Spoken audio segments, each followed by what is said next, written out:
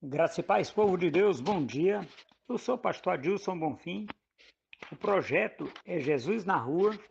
Este é o Diário da Fé.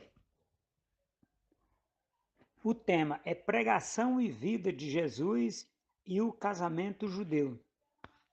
O livro de meditação é o livro de João, capítulo 14, versículo 3, e diz assim: E quando eu for e lhes tiver preparado um lugar, voltarei e levarei vocês comigo, para que onde eu estiver, estejam vocês também.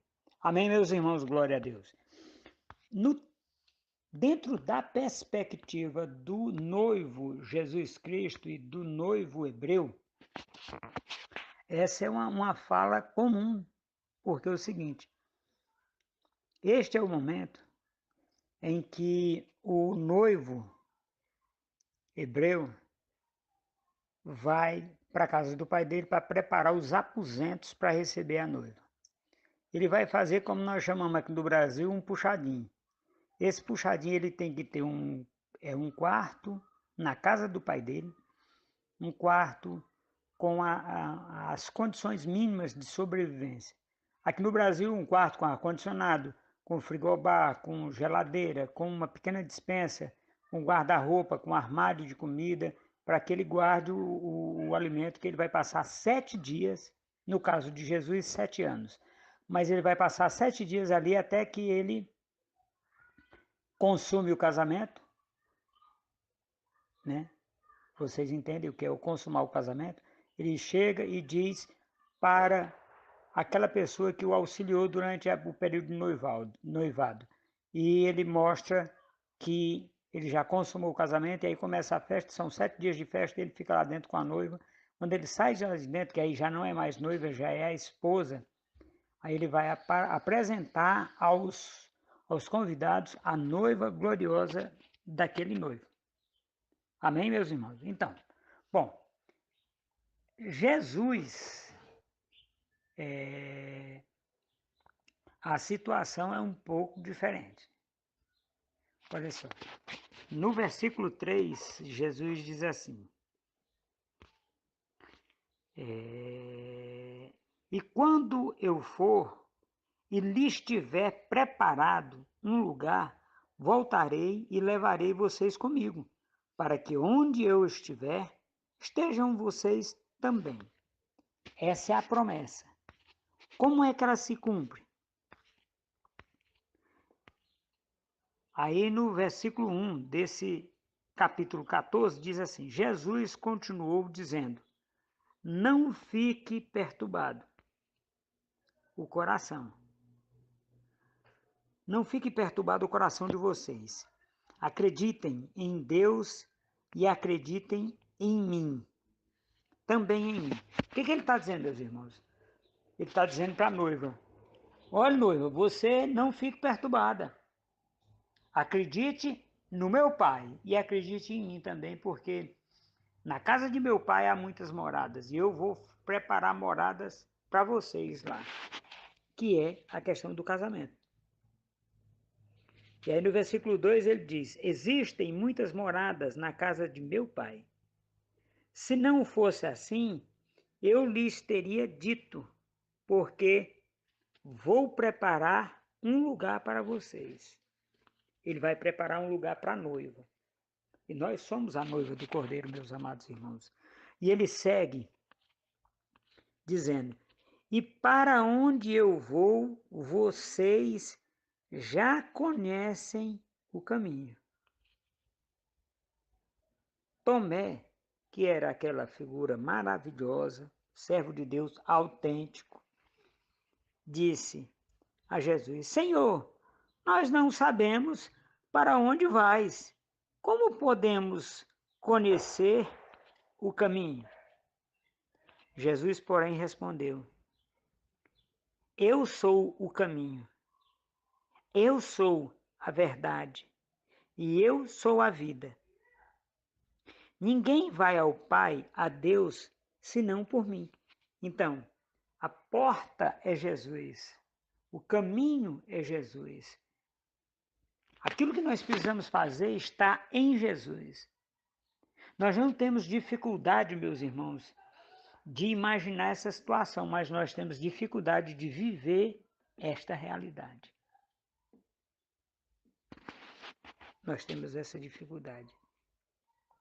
Se vocês me conhecem, o versículo 7, conhecerão também o meu Pai. Desde agora vocês o conhecem e já o viram. Aí Filipe disse a Jesus: Senhor, mostra-nos o Pai, e isso basta para nós. Agora, meus irmãos, vamos entender uma situação. O que Filipe falou aqui era aquilo que estava na cabeça de escribas e fariseus, e não na cabeça do servo de Deus. Porque o servo de Deus, quando olha para Jesus Cristo, ele vê o Pai, porque ele é a imagem e semelhança de Deus. As coisas que ele faz porque Deus permitiu que ele fizesse. Tudo aquilo que Deus planejou fazer pela humanidade, o espelho é Jesus Cristo. Tudo aquilo que Deus Pai intentou, preparou, ele colocou em Jesus para que nós, quando olharmos para Jesus, nós vejamos tudo que o Pai tem para nós. Veja bem como é interessante. Jesus Cristo fala que na casa de meu Pai tem muitas moradas. Agora, ponto. Eu vou preparar-lhes morada. Que é isso? A semelhança do casamento judaico, o noivo, a casa do pai do noivo era grande, muito grande, ele era muito rico, ele é muito rico. Mas ele vai lá para fazer aquele que eu brinquei no início, aquele puxadinho, aquele quarto, aquela suíte nupcial, aquela coisa maravilhosa, cheia de tudo quanto é bom e agradável ali dentro. É o que Jesus está dizendo. Na casa de meu pai tem muitas moradas. Os anjos moram lá, e então, que são espíritos ministradores, mas eu vou preparar uma casa especial para vocês. Se não fosse assim, eu não vos teria dito. Para que é isso, meus irmãos? É para que tudo que Jesus Cristo faça para o judeu faz sentido. Às vezes, para nós que somos ocidentais, não faz muito sentido, porque nós não entendemos o casamento dessa forma. O nosso coração não está voltado para Deus dessa forma, mas para quem vive, e quem vivia na época de Jesus Cristo sabe perfeitamente do que ele está falando. Olha só, no versículo 9 ele diz assim: respondeu, faz tanto tempo que estou no meio de vocês e vocês ainda não me conhecem? Aí ele volta, estou no meio de vocês, vírgula. Aí ele se vira para Filipe. E você ainda não me conhece, Filipe? Quer dizer que aquela dúvida que tinha, só Filipe tinha, porque os outros não tinham. Porque a resposta foi específica para Filipe. Se bem que foi Filipe que perguntou. E ele segue. Quem me viu, viu o Pai. Como é que você diz, mostra-nos o Pai? Aí, meus irmãos, nós precisamos compreender que nós temos 3 tipos de irmão dentro da igreja. Nós temos Tomé, nós temos Filipe. Tomé só acreditava se ele tocasse, se ele visse, se ele pegasse. Nós temos crentes desse jeito dentro da igreja. Hoje, nós temos Filipe, que observa tudo, mas ele quer uma prova pessoal. É na vida dele que ele quer.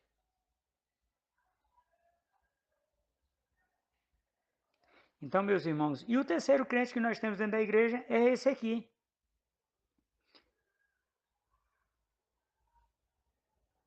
ele acredita que são 12, ali já tinha o 12º discípulo, já tinha sido escolhido. Então nós temos 10 discípulos que são aqueles que são os discípulos do Cordeiro. A classe de apóstolo diferente.